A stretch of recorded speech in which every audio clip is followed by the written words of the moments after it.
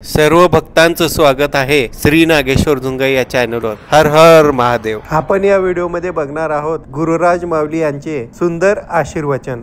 असेच नवनवीन व्हिडिओसाठी श्री नागेश्वर झुंगाई या चॅनलला सबस्क्राइब करायला विसरू नका। भक्तीचे व्हिडिओ तुम्हाला या चॅनलवरती पाहायला मिळतील।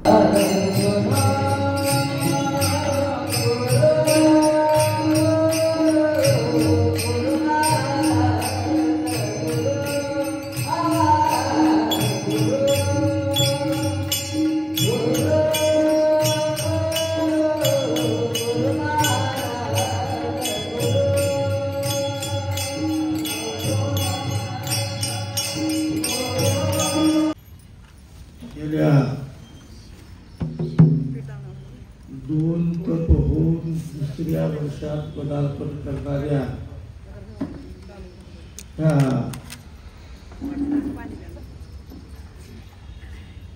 पदयात्रेनिमित्त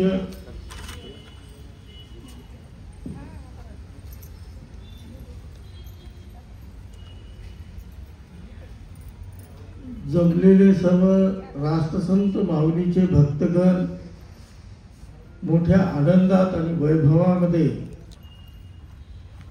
गेल्या वर्षीपासून उदगीर शहरातून सद्गुरूंच्या दर्शनाकरता निघत आहे। वास्तविक पाहता मी गेल्या वेळेला सांगितलं की राष्ट्रसंत माऊली ज्यांनी आम्हाला जीवनाची सहज पद्धत शिकून दिली, संसारिक जीवनामध्ये कार्यरत राहत परमार्थिक जीवनाला प्राप्त करून घेण्याची संधी संतांनीच आम्हाला दिली। पुरोहित आचार्यांनी वेगवेगळे मार्ग दाखवले, पण संतांनी सहज आणि सोपा मार्ग दाखवला। व्यक्ती 4 प्रकारचे असतात।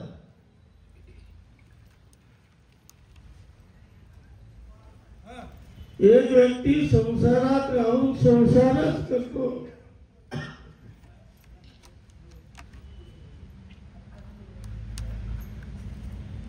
त्याला दुसरी काय आठवतच नाही।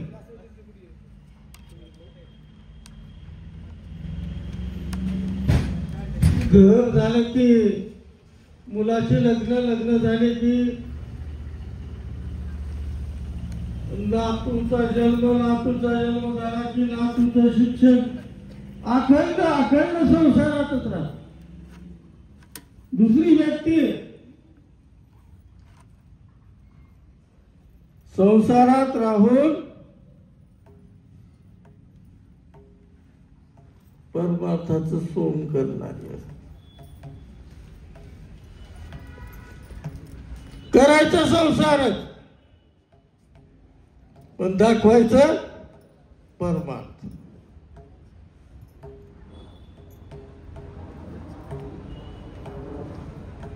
मंदिरात जायचं, पाया पडायचं, पण अंतरी भाव नाही।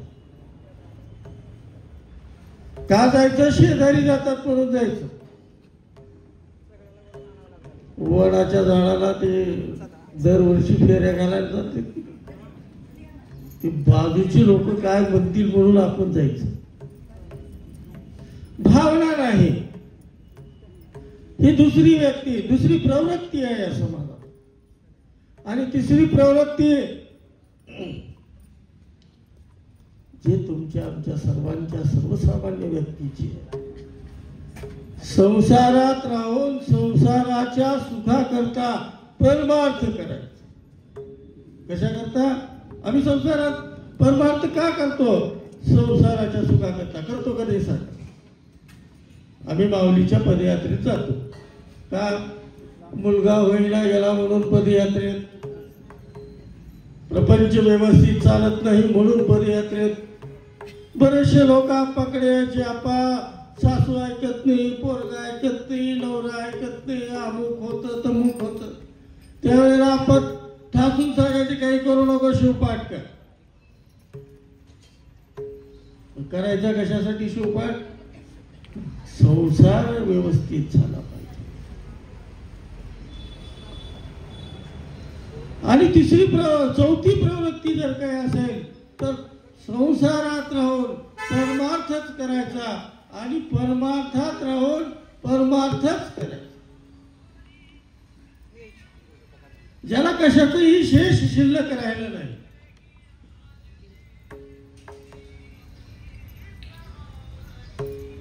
ही पदयात्रा दोघा करताय.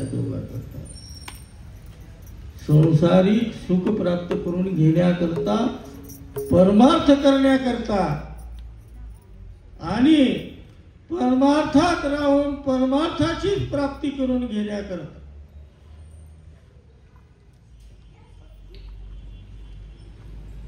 कारण संसार आणि परमार्थ हा वेगळा नाही.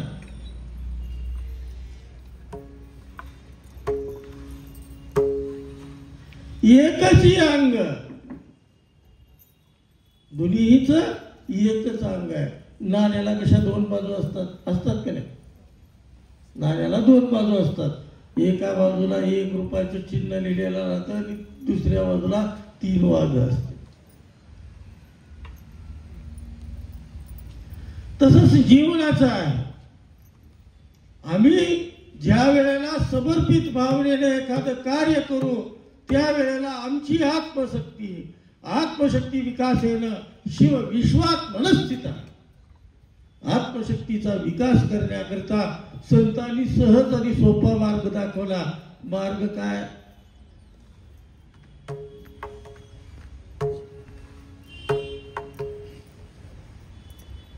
वाटे हळूहळू चाला, मुखाने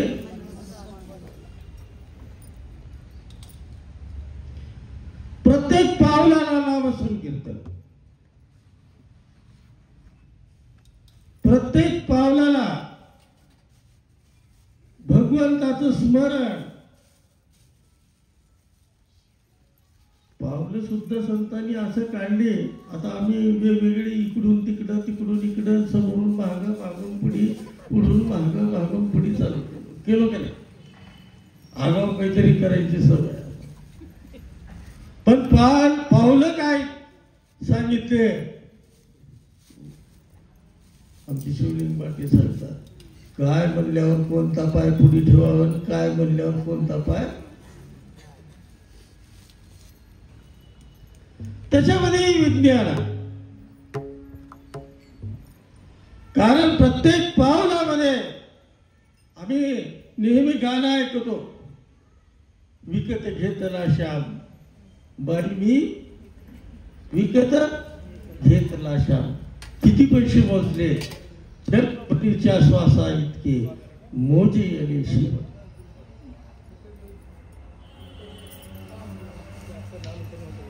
शेवटी श्वास आणि प्रश्वास होतात. त्या श्वास आणि प्रश्वासामध्ये येणारी जी गती आहे त्या गतीवर नियंत्रण ज्या वेळेला व्यक्तीचं होतं त्यावेळेला त्याच्या आत्मशक्तीचा आपोआपच विकास होतो.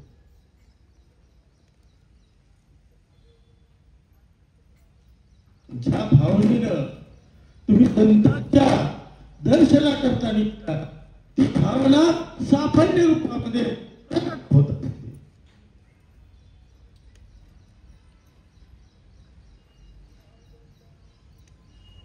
आता राहिला प्रश्न स्वामी परिवाराचा. स्वामी परिवार संसारात परमार्थ करतात आणि परमार्थात सुद्धा परमार्थच करतात.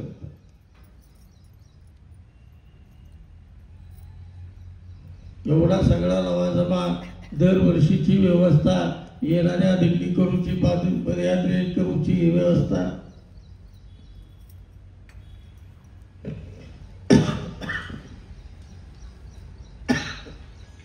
कारण शास्त्राने आम्हाला सांगितले, शिवयोगिनी संतृप्ते तृप्तो भवति शंकरा. प्रत्यक्ष भगवान शिवयोग्याच्या रूपामध्ये, शिवभक्ताच्या रूपामध्ये या भूमंडळावर अवतरित होतो आणि तो तृप्त झाला की भगवान शिव तृप्त. आणि त्यांना तृप्त करण्याकरता जर सगळ्यात मोठं साधन काही असेल तर ती भक्ती आहे. देवाने सांगितलं, भक्तीने विचारलं, तुम्हाला काय आवडतं, काय तुम्हाला काय आवडतं? नुकती बालुशाही काय आवडतं आम्हाला? पैसे, सोनं, साड्या, दागिने. भाव नव्हतो भगवान. देव कसा आहे? भावाचा भुकेला आहे, भक्तीचा भुकेला आहे. फक्त तुमचं अंतःकरण निर्मळ असलं पाहिजे, तुमचं अंतःकरण स्वच्छ असलं पाहिजे, तुमचं अंतःकरण पवित्र आणि शुद्ध असलं. त्याला कशाचीही आवश्यकता नाही. ज्या वेळेला या दिंडीचा आरंभ झाला, एवढा मोठा कोरोनाचा काळ होता, इतकी शासनाची यंत्रणा टाईट होती, तेवढ्या यंत्रणेमध्ये सुद्धा ही दिंडी गुरुपौर्णिमेच्या दिवशी कुठे होती? भक्ती स्थळावर. आणि त्या दिवशीचं खरं भाग्य राष्ट्रसंत माऊलींनी त्या दरवाजामध्ये बसून प्रवचन केले.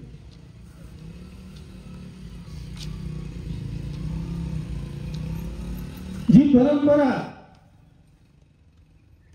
अभ्यासपणाने आणि आनंदाने, तेवढ्याच तीव्रतेने, त्याच्यापेक्षाही अति उत्साहाने. आता कार्यकर्त्यांनी यावर्षी रथ बांधला, रथ, पालखी सगळा लवाजमा घेऊन तुम्ही ज्या वेळेला भक्ती स्थळावर याल त्यावेळेला तुमच्या त्या भक्तीच्या अंतःकरणानं भक्ती स्थळ भरून होत. त्याचं कारण काय? तर ती आत्मशक्ती आहे.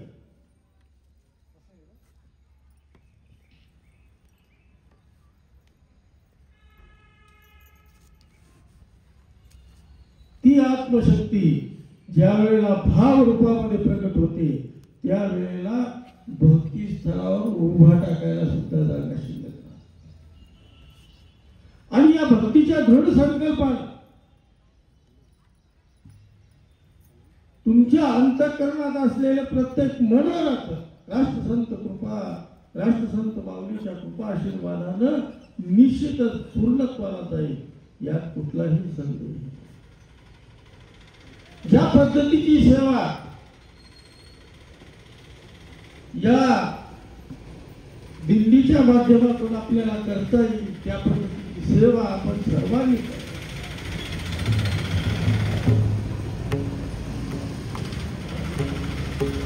आणि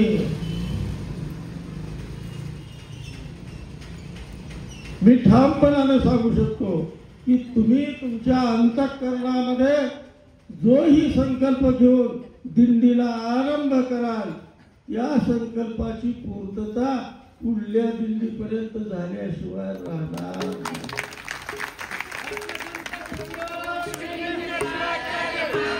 त्याचं कारण काय? त्याचं एकमेव कारण जर काही असेल तर तिथं प्रत्यक्ष चैतन्य स्वरूपामध्ये राष्ट्रसंत माऊली आजही विराजमान आहे. आम्ही पौर्णिमेचा पालखी उत्सव पहिल्या वर्षीपासून आरंभ केला.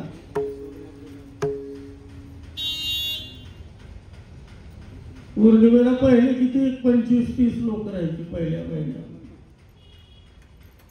वाढत वाढत वाढत वाढत आज 1000 लोकांपर्यंत पौर्णिमेचं प्रसाद करायचा म्हणलं तरी 1000 लोकांचं करावं. ही वृद्धी झाली. त्याचं कारण काय? ते चैतन्य भक्ता करता कार्यरत राहणार. आणि आणि ज्या वेळेला समाधी घेतली अप्पांनी त्यावेळेला ठासून सांगितलं की माझा चेहरा उघडा ठेवा आणि मला जो चष्मा लावायचा आहे तो चष्मा लावा, म्हणजे माझ्याकडे जी भक्ती येतील मी त्याच्याकडे पूर्ण दृष्टीनं पाहेन. तुम्ही चलत आला, नुसतं अंतःकरणामध्ये भाव निर्माण झाला की त्या भावाचं फळ निश्चितच तुम्हाला प्राप्त होईल. याकरता आता याच्यामध्ये तर आमच्या अहमदपूरची चालती मंडळी दिसते. जास्तीत जास्त संख्येनं या पदयात्रेत सामील व्हावं आणि आपलं संसारिक जीवन सुखी करून परमात्माच्या अंगाचा आनंद प्राप्त करून घ्यावा, एवढंच या मंगल प्रसंगी बोलतो आणि याच ठिकाणी थांबतो. संत